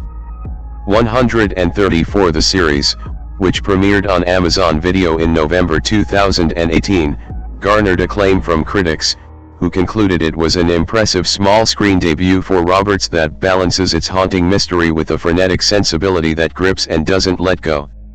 135 136. She received a Golden Globe nomination for Best Actress in a Television Series, Drama. 137. Roberts reunited with George Clooney for the romantic comedy Ticket to Paradise, which was released by Universal Pictures on October 21, 2022. 138. She also played Martha Mitchell, a controversial figure throughout the Watergate scandal, in the political thriller television series Gaslit, based on the first season of the podcast Slow Burn by Leon Nafak. Roberts also starred as Amanda Sandford in the 2023 film Leave the World Behind, appearing alongside Ethan Hawke and Mahershala Ali. The movie is an adaptation of the novel of the same name by Rumaan Alam. The film is produced by Barack and Michelle Obama's company, Higher Ground Productions. 139. In 2024, Roberts and Riley Keough would narrate the audiobook version of Lisa Marie Presley's memoir From Here to the Great Unknown. 140 141 142. Other ventures. Philanthropy. Roberts has contributed to UNICEF as well as other charitable organizations. Her sixth-day visit to Port-au-Prince, Haiti in 1995, as she said, to educate myself, 143 144 was expected to trigger an outburst of donations. $10 million in aid was sought at the time by UNICEF officials. 143 144 In 2006, she became a spokeswoman for Earth Biofuels as well as chair of the company's newly formed advisory board promoting the use of renewable fuels. 145 In 2013, she was part of a Gucci campaign, Chime for Change, that aims to spread female empowerment. 146. In 2000, Roberts narrated a documentary about Rett syndrome, a neurodevelopmental disorder. 147 designed to help raise public awareness about the disease, and in 2014, she was the voice of Mother Nature in a short film for the Conservation International campaign Nature is Speaking, intended to raise awareness about climate change. 148. Production company. Roberts runs the production company Red OM Films. Red OM is motor spelled backwards, after her husband's last name. 149, with her sister, Lisa Roberts Gillen, and Marisa Yus Gill.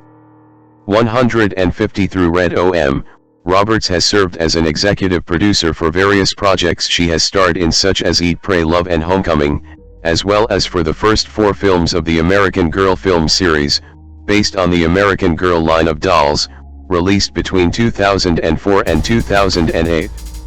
Endorsements. In 2006, Roberts signed an endorsement deal with fashion label Gianfranco Fair, valued at $6 million.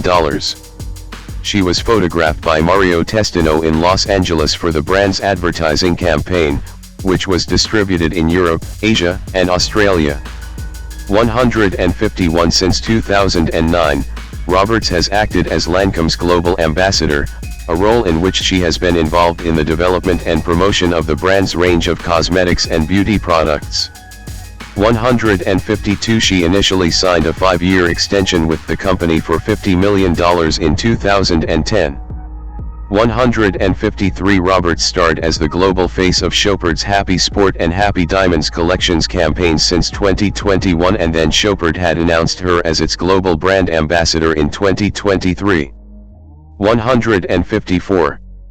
Roberts endorsed President Joe Biden for re-election in 2024 and has been involved in related fundraising, even though Biden ended his re-election campaign on July 21, 2024.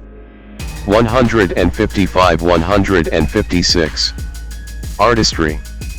Acting style and reception. Throughout her career, Roberts has frequently been referred to as America's sweetheart by the media. 157, 158, 159, a label that Vogue writer Nor Barrera linked to her portrayals of characters that embody elements of the trope. 160, BBC News Online attributed her early popularity to her roles as relatable, girl next door characters. 157, often portraying vulnerable working-class women.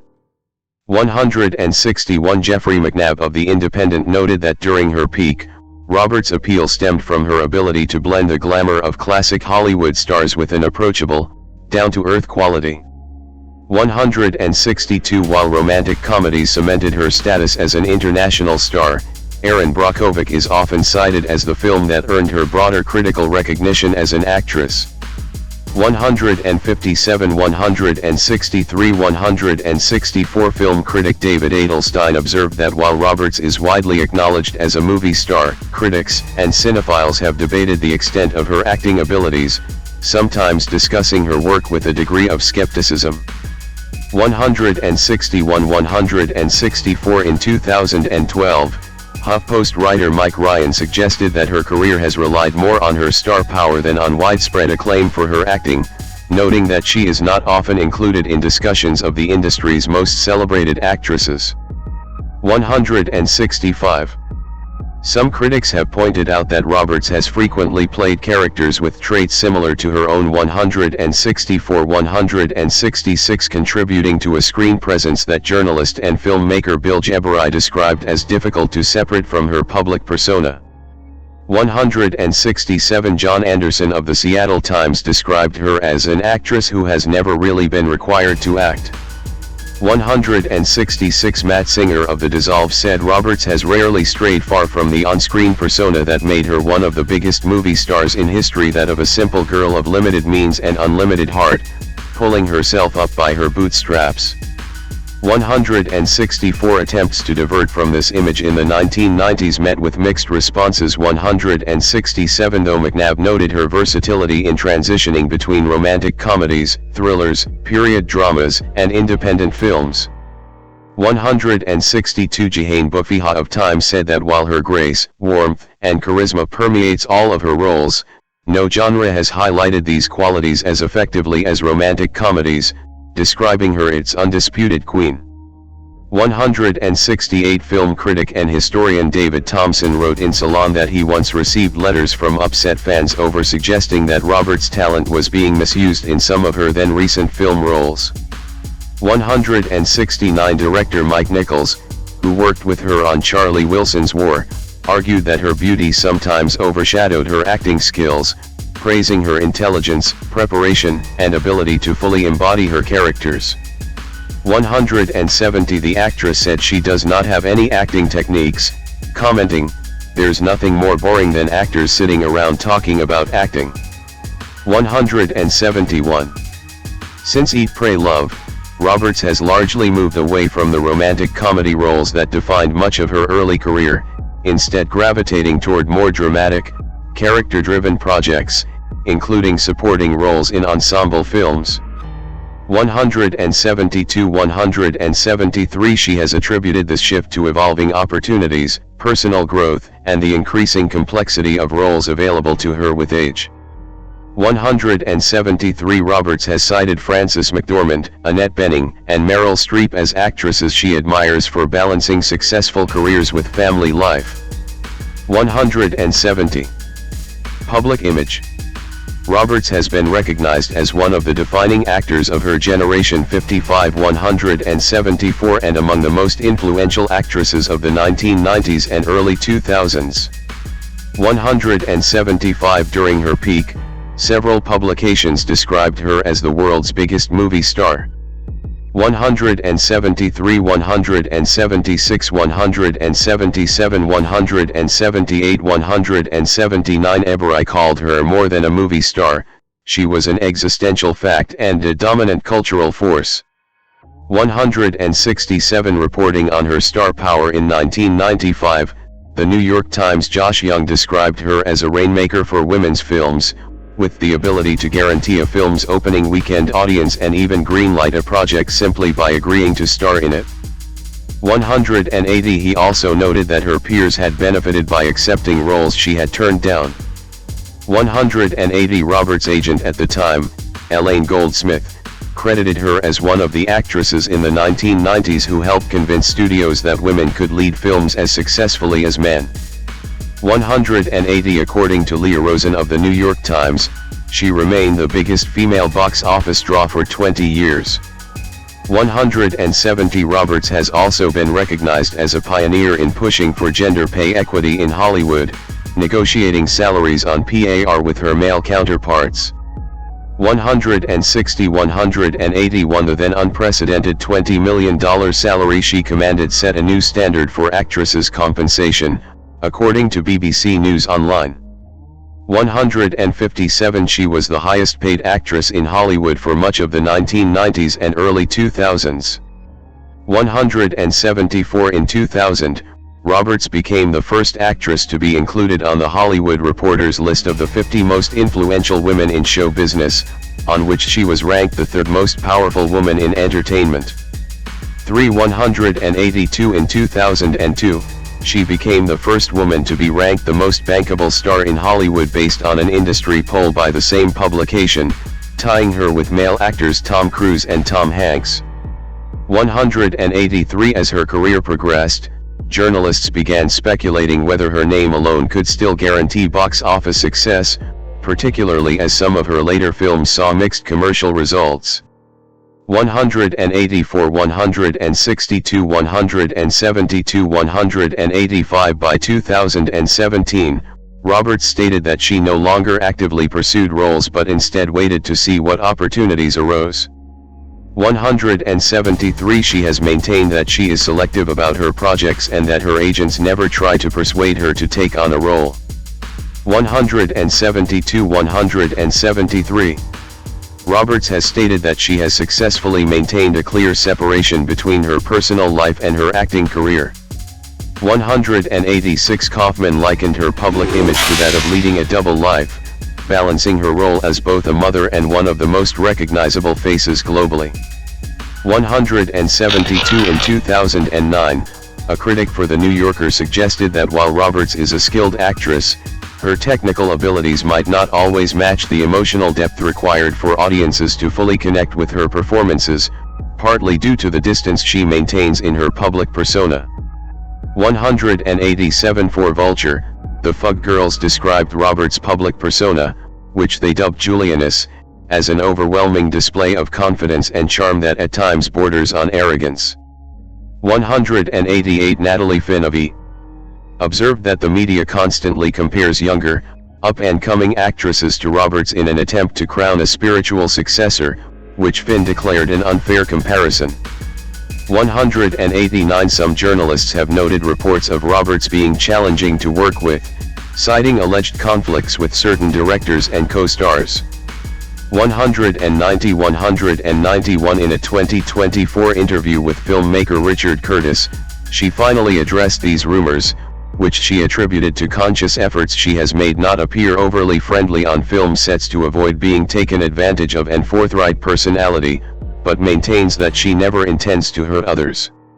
192 Adelstein observed that early in her career, Roberts was known for being edgy, hypersensitive, and difficult on set, though later profiles have emphasized her efforts to be seen as more down-to-earth.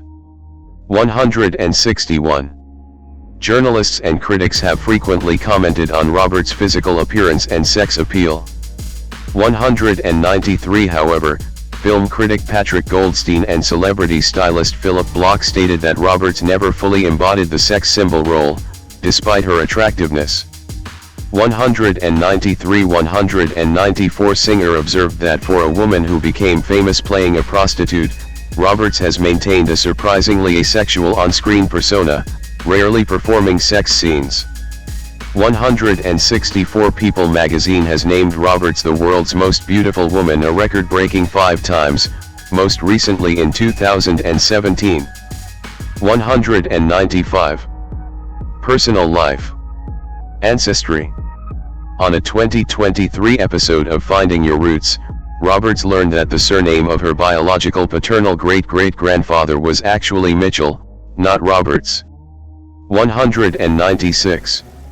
Roberts also learned her ancestors owned slaves. You have to figure, if you are from the South, you're on one side of it or the other. It just seems very typical of that time, unfortunately. You can't turn your back on history, even when you become a part of it in a way that doesn't align with your personal compass. 197. Roberts is a distant cousin of fellow actor Edward Norton. 198. Relationships and family. Roberts had romantic relationships with actors Jason Patric 199, Liam Neeson, Kiefer Sutherland, Dylan McDermott, and Matthew Perry. 200. She was briefly engaged to Sutherland. They broke up shortly before their scheduled wedding on June 14, 1991. 200. According to Roberts, it had been cancelled long before, not days before the wedding as the press claimed at the time. 201. And that it was a mutual decision. 199. On June 25, 1993, she married country singer Lyle Lovett. The wedding took place at St. James Lutheran Church in Marion, Indiana. 202. They separated in March 1995 and subsequently divorced. 203. From 1998 to 2001, Roberts dated actor Benjamin Bratt. 204. Roberts and her husband, cameraman Daniel Moder, met on the set of her film The Mexican in 2000 while she was still dating Bratt. At the time, Moder was married to Vera Steenberg. He filed for divorce a little over a year later, and after it was finalized, he and Roberts wed on July 4, 2002. 205. At her ranch in Taos, New Mexico. 206. Together, they have 3 children, twins, a daughter and a son, born in November 2004. 207. And another son born in June 2007. 208. Religious beliefs. In 2010, Roberts said she was Hindu, having converted for spiritual satisfaction. 209. 210. Roberts is a devotee of the Guru Neem Karoli Baba, Maharaj Ji, a picture of whom drew Roberts to Hinduism. 211. In September 2009, Swami Dharam Dev of Ashram Hari Mandir in Patadi, where Roberts was shooting Eat Pray Love, gave her children new names after Hindu gods, Lakshmi for Hazel, Ganesh for Phineas and Krishna Balram for Henry. 212. Political views. Roberts supported Kamala Harris during the 2024 United States presidential election. She appeared with Harris in a campaign rally in the swing state of Georgia, and also voiced a political advertisement for Harris. 213. 214. Donald Trump, who ran against Harris in the election, criticized Roberts for her role in the advertisement. 214. Personal habits. Roberts has a preference for going barefoot, including at public events like film festivals, talk shows, and her wedding to Lyle Lovett. Her barefoot habit was incorporated into a number of her movie roles, including Tinker Bell in Hook. J. Scott Greenspan 123, born September 23, 1959, 2 known professionally as Jason Alexander, is an American actor and comedian. Over the course of his career he has received an Emmy Award and a Tony Award as well as nominations for 4 Golden Globe Awards. He gained stardom for his role as George Costanza in the NBC sitcom Seinfeld, 1989 to 1998, for which he won a Screen Actors Guild Award for Outstanding Performance by a Male Actor in a Comedy Series and was nominated for 7 consecutive Primetime Emmy Awards for Outstanding Supporting Actor in a Comedy Series and 4 Golden Globe Awards for Best Supporting Actor in Television. Alexander made his Broadway debut originating the role of Joe in Stephen Sondheim's Merrily We Roll Along in 1981. He remained active on Broadway acting in the musicals The Rink in 1984 and the Neil Simon play Broadway Bound in 1986. He then starred in Jerome Robbins' Broadway in 1989, for which he won the Tony Award for Best Actor in a Musical. His subsequent theater roles include the touring production of The Producers from 2003 to 2004 and replacing Larry David in the original 2015 Broadway production of Fish in the Dark. He has also directed several plays such as the original 2023 Broadway production of The Cottage. His film roles include Pretty Woman, 1990, Jacob's Ladder, 1990, Coneheads, 1993, The Paper, 1994, Dunstan Checks In, 1996, Shallow Hal, 2001, and Hackey, A Dog's Tale, 2009. He voiced the gargoyle Hugo in the Disney film The Hunchback of Notre Dame, 1996, and the titular role in Duckman, 1994 to 1997. He was the narrator for the documentary film Sideshow, Alive on the Inside, 1999. For his role in Dream On, 1994, he was nominated for a Primetime Emmy Award for Outstanding Guest Actor in a Comedy Series. Early life and education. Alexander as a senior at Livingston High School in 1977. Greenspan was born on September 23, 1959, in Newark, New Jersey to a Jewish family, the son of Ruth Minnie, née Simon, a nurse and healthcare administrator, and Alexander B. Greenspan, an accounting manager. Greenspan later borrowed his father's first name to create his stage name, Jason Alexander. 1. Alexander grew up in Maplewood and Livingston, New Jersey, and is a 1977 graduate of Livingston High School. Interested in magic from an early age, he initially hoped to be a magician, but while attending a magic camp was told that his hands were too small for card magic. He became interested in theater, eventually realizing, wait a minute, the whole thing's an illusion. Nothing up there is real, and that theater itself was a magic trick. He then decided to pursue a theater career. 5. After high school, he studied theater at Boston University.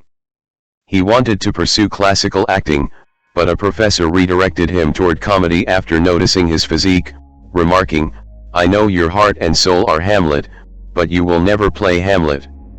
6-7. Alexander left Boston University without a degree after his third year to take a full-time acting job in New York City. The university awarded him an honorary degree in 1995. Career.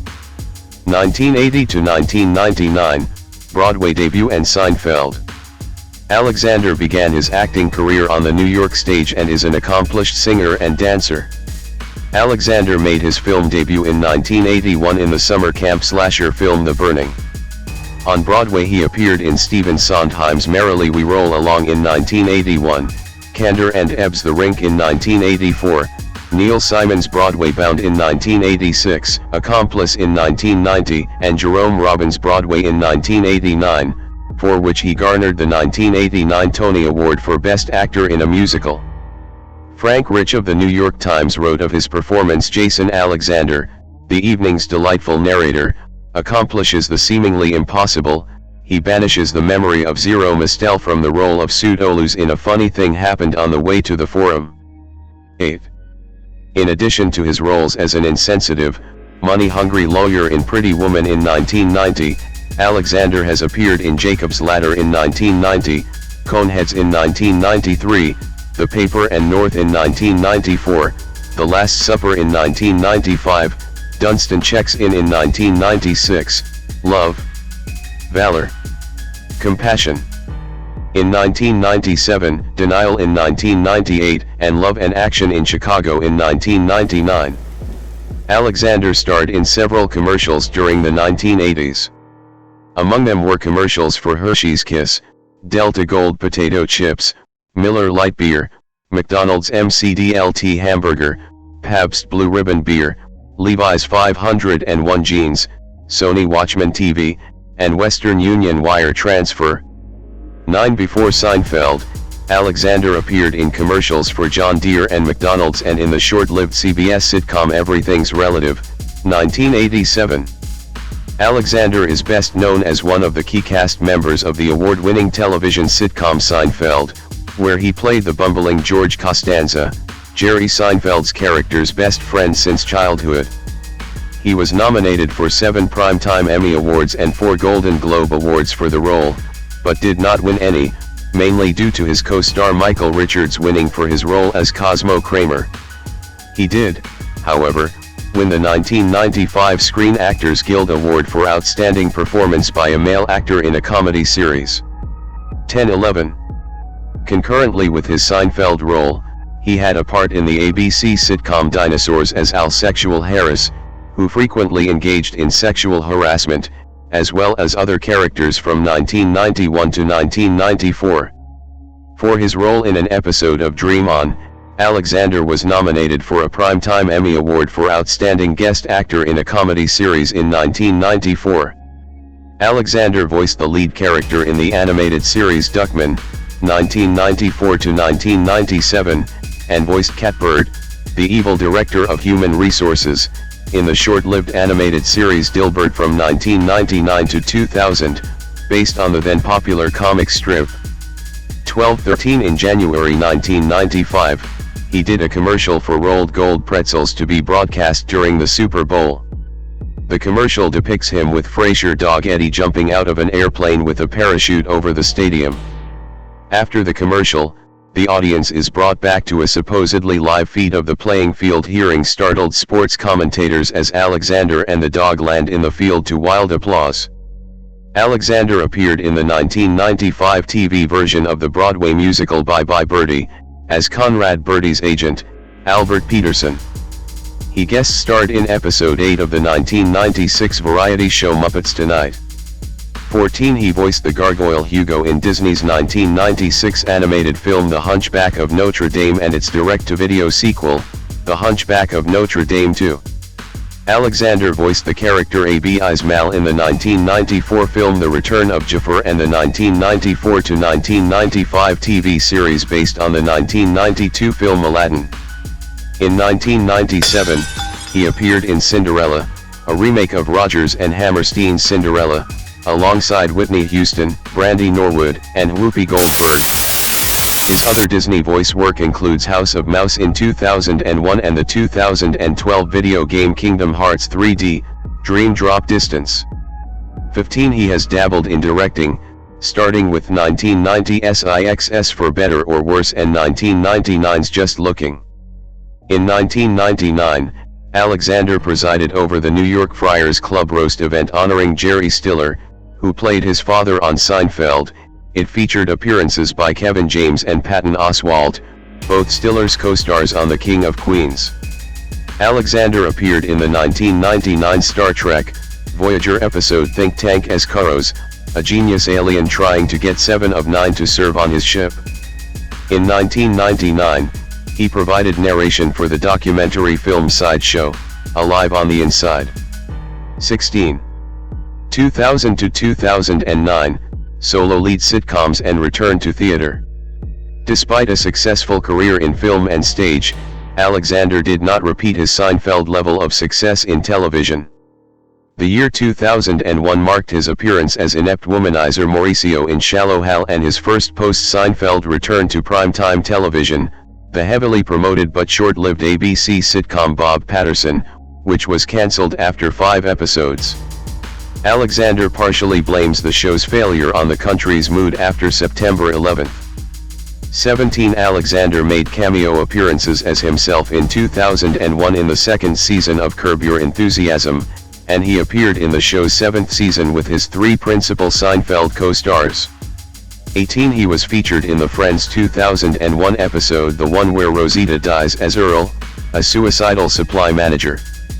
Phoebe calls him trying to sell him toner, learns about his problem, and tries to persuade him not to commit suicide. This is referenced in an episode of Malcolm in the Middle where Alexander appears as Leonard, a neurotic and critical loner.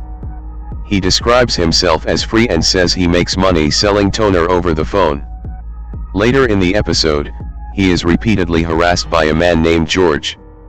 He appeared in One Night at Mercy, the first episode of the short-lived 2002 revival of The Twilight Zone, playing Death. He played the toymaker A.C. Gilbert in the 2002 film The Man Who Saved Christmas. He appeared in Kentucky Fried Chicken, KFC, commercials in 2002, including one with Barry Bonds of the San Francisco Giants and another with Tris Duran of The Bachelorette. It was rumored that he quit doing these commercials due to KFC suppliers and slaughterhouses' alleged cruelty to animals, but he denied that in an interview with Adweek, saying, "That's PETA bullcrap. I loved working for KFC. I was targeted by PETA to broker something between them. I think KFC really stepped up to the plate, unfortunately PETA did not." In 2007, Alexander appeared in a commercial for the ASPCA that aired on cable TV stations. 19 In 2018, Alexander portrayed Colonel Sanders in commercials for KFC, reprising his role from the 2002 campaign. 20. In 2003, he was cast opposite Martin Short in the Los Angeles production of Mel Brooks's The Producers. 21 He appeared with Kelsey Grammer in the 2004 musical adaptation of Charles Dickens's A Christmas Carol, as Jacob Marley. He voiced Lil Lightning in 101 Dalmatians 2, Patch's London Adventure, 2003, which went on to become one of his most signature roles. Alexander's second chance as a TV series lead, the CBS sitcom Listen Up, 2004-05, also fell short of a second season. Alexander was the principal executive producer of the series, based very loosely on the life of the popular sports media personality Tony Kornheiser. He performed on the Family Guy, Live in Vegas 2005 album. Alexander continued to appear in live stage shows, including Barbra Streisand's memorable birthday party in 2005 for Stephen Sondheim at the Hollywood Bowl, where he performed selections from Sweeney Todd, The Demon Barber of Fleet Street with Angela Lansbury. 22 He featured in the 2005 Monk episode Mr. Monk and the Other Detective as Monk's rival, Marty Eels. Alexander in 2006. In a 2006 appearance on Jimmy Kimmel Live, Alexander demonstrated several self-defense techniques. Also that year, he hosted the PBS A Capitol 4th celebrations in Washington, D.C., singing, dancing, and playing tuned drums. Alexander was featured as a recurring cast member in the second season of Everybody Hates Chris. He hosted the Comedy Central roast of William Shatner. He was the artistic director of Reprise Theater Company in Los Angeles from 2007 until it went defunct in 2013-23, where he previously directed Sunday in the Park with George, and directed its 2007 revival of Damn Yankees.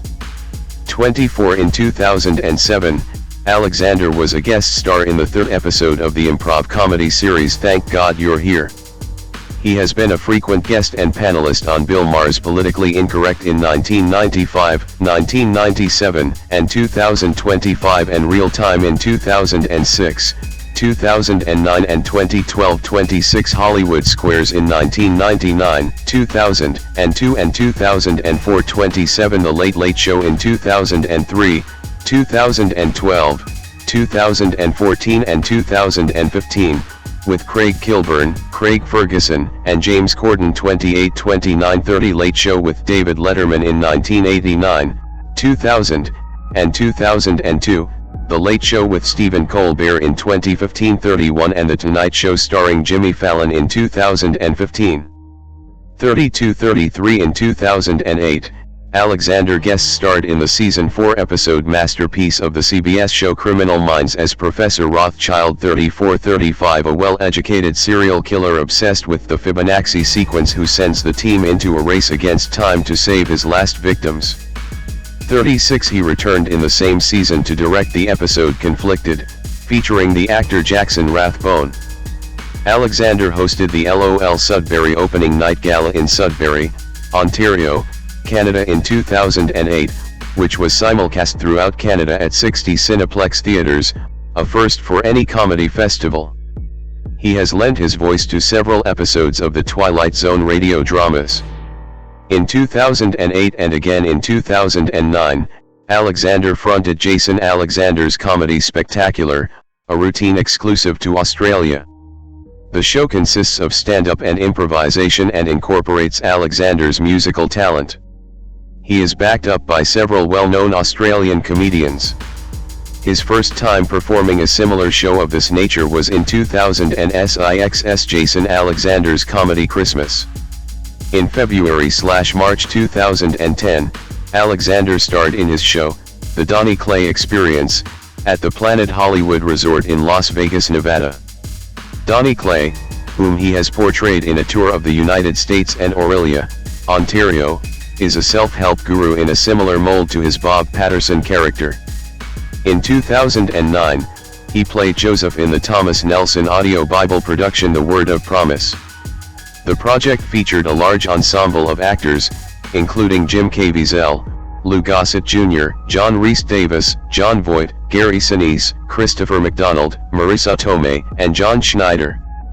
3738 In 2009, Alexander had a small role in the film Hacky, A Dog's Tale as a train station manager. 2010, present. Alexander with Alan F. Horn in May 2010. He starred as Cosmo in the 2011 live-action film A Fairly Odd Movie, Grow Up, Timmy Turner. In 2011, Alexander was the guest star in an episode of Harry's Law, playing a high school teacher bringing a wrongful dismissal suit. 3940 In 2015, he replaced Larry David as the lead in David's Broadway play Fish in the Dark. 41 He co-starred opposite Sherry Renee Scott in the 2017 world premiere of John Patrick Shanley's The Portuguese Kid at the Manhattan Theatre Club. 42 In 2018, Alexander played Olix the bartender in The Orville. 43-44 The same year, he portrayed Gene Lundy, a drama teacher, on 2 episodes of Young Sheldon. In 2020, 2021, and 2022, he reprised the role of Gene Lundy on 1 episode. In 2019, Alexander appeared on The Marvelous Mrs. Maisel as Asher Friedman, a blacklisted Broadway playwright who is an old friend of Midge Maisel's father Abe Weissman. 45 He won the Daytime Emmy Award for Outstanding Original Song for The Bad Guys on Brainwashed by Tunes, 2020. In 2020, Alexander hosted the Saturday Night Seder, an online Passover Seder that featured many celebrities and benefited the CDC Foundation. From February 2023 he co-presented Really?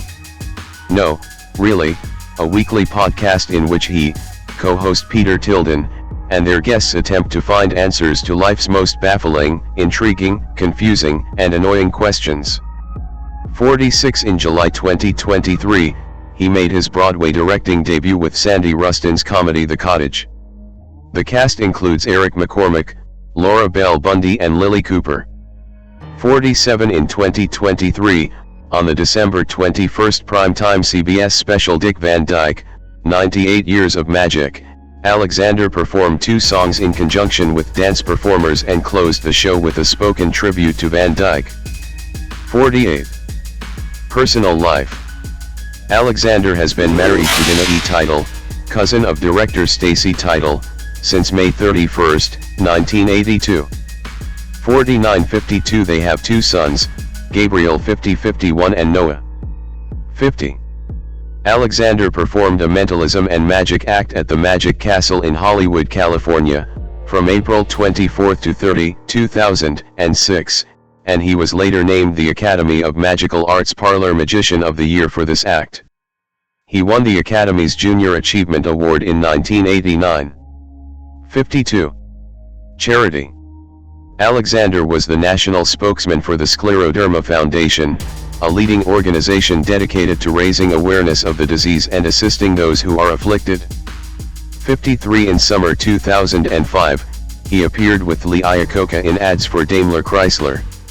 Iacocca did the ads as part of a way to raise money for Denise Faustman's research on autoimmunity. 54 Iacocca and Alexander both have loved ones whose lives have been adversely affected by autoimmunity. Alexander competed on televised poker shows and in various tournaments. He appeared twice on Bravo's Celebrity Poker Showdown, winning the final table of the 8th season. Alexander won the $500,000 prize for the charity of his choice, the United Way of America, to help benefit the New Orleans area. Alexander played in the 2007 World Series of Poker main event, but he was eliminated on the second day. He returned in 2009, making it to day 3 of the event and finishing in the top 30% of the field. Alexander has appeared on NBC's Poker After Dark in the Celebrities and Mentors episode, finishing in 6th place after being eliminated by professional poker player Gavin Smith. He signed with Poker Stars, where he plays under the screen name J. Alexander. In 2021, Alexander competed in a virtual national poker tournament, hosted by the Children's Tumor Foundation, to raise money for neurofibromatosis research. Political views. Alexander has been a prominent public supporter of the One Voice initiative, which seeks out opinions from moderate Israelis and Palestinians who want to achieve a mutual peace agreement, through what it states is the silent majority of Israelis and Palestinians. On Real Time with Bill Maher, he said he had visited Israel many times and spoke about progress toward peace he had observed. On December 6, 2012, Alexander emceed his third 55 gala event for non-profit group Friends of the Israel Defense Forces, a charity supporting the Israel Defense Forces. 55 musician Stevie Wonder cancelled his performance at the event following a recommendation from the UN 55 and a public petition from Boycott, Divestment, and Sanctions, BDS, requesting that he not attend the event. 56 Better source needed. Alexander, who was interviewed at the event by Jewish News Syndicate, stated he supported the One Voice movement, and acknowledged an occupation of Palestine and called for a two-state solution. 55 which was later criticized by Roz Rothstein, CEO of the pro-Israel education group Stand With Us. 55 when asked about the IDF, Alexander stated that they were humane and noble, stating some of the finest, most humane, most admirable, most noble serving soldiers that I've ever seen, and that there can never be any doubt that I am also an advocate for Israel. 55 when asked about why he had repeatedly emceed the event, Alexander stated, "They don't understand first of all what FIDF is, and they see it as just a blanket support for Israeli military, and they don't understand how I can say that I'm an advocate for both sides. And given the fact that there are eyes on this event tonight, I thought it was important to get up and say, this is why I can advocate for this group and I can advocate for Israel, and I'm not blind to the fact that we're in conflict, and I hold everyone equally accountable, and I hold everyone equally to my heart." 55 on November 6, 2015 he again emceed an event at the Beverly Hilton Hotel in California, which raised $31 million for providing educational, cultural, and recreational programs and facilities for IDF soldiers. 57. Alexander is a supporter of the Democratic Party. 58 Alexander supports same-sex marriage. 59 and an assault weapons ban. 60 in 2020, he campaigned for the Texas Democrats with former Seinfeld colleagues Julia Louis-Dreyfus and Larry David. 61 he endorsed Barack Obama in 2012. 62 and Joe Biden in 2020. 58 Alexander has been an outspoken critic of the Trump administration. 63 58 and he has ridiculed Donald Trump over his dancing. 64 he has called Republican Party Senator Ted Cruz a jerk from the jerk store in reference to a joke from Seinfeld. Hector Elizondo, born December 22, 1936, is an American character actor. He is known for playing Philip Waters in the television series Chicago Hope, 1994 to 2000, and Ed Alzate in the television series Last Man Standing, 2011 to 2021. His film roles include Pocket Money, 1972, The Taking of Pelham 123, 1974, Cuba, 1979, American Gigolo, 1980, The Flamingo Kid, 1984, Taking Care of Business, 1990, Pretty Woman, 1990, Beverly Hills Cop 3, 1994, How High, 2001, and Love in the Time of Cholera, 2007. Elizondo has received an Obie Award, a Primetime Emmy Award, and 2 Alma Awards, and had been nominated for a Drama Desk Award, a Golden Globe Award, a Satellite Award, and 5 Screen Actors Guild Awards. Early life. Hector Elizondo was born on December 22, 1936, in New York, the son of Carmen Medina Reyes and Martín Echeverria Elizondo, an accountant and notary public. 1-2 His parents were Puerto Ricans of Spanish descent who moved from Puerto Rico to New York City with the hope of finding a better life. 3-4 He grew up on the Upper West Side. 5. At a young age, he demonstrated a talent for sports and music. He sang for the Frank Murray Boys Choir when he was 10 years old. Upon graduating from junior high school in 1950, he enrolled in the High School of the Performing Arts. He also attended another public high school, where he excelled in basketball and baseball. His baseball skills were good enough for him to be scouted by both the San Francisco Giants and the Pittsburgh Pirates. 6 In 1954, Elizondo enrolled in City College of New York, intending to become a history teacher. However, during his freshman year, he became a father and dropped out of college, going to work full-time to support his family. Later, he divorced and gained full custody of his son, Rod. 6. Career. From 1962 to 1963, Elizondo studied dance at the Ballet Arts Company at Carnegie Hall.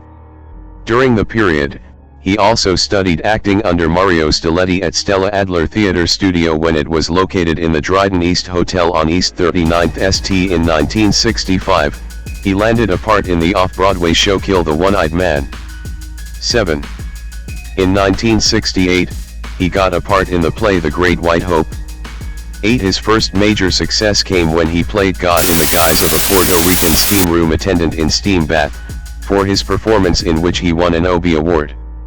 In 1974, Elizondo played an ex-mafioso turned subway hijacker, Mr. Gray, in The Taking of Pelham 123.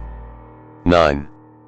He starred as a Puerto Rican widower on the CBS television series Poppy, 1975 to 1976. 10. The short-lived series, which ran for 11 episodes, was one of the first American network television series to feature a Latino theme and cast. 10. In 1975, he portrayed Hassan Salah, the murderer in an episode of Columbo, A Case of Immunity. He was a member of the cast of the 1985-86 CBS situation comedy Foley Square, starring Margaret Collin. 9. In the 1980s, Elizondo befriended Garry Marshall, who was impressed with his talent. Their first film together was Young Doctors in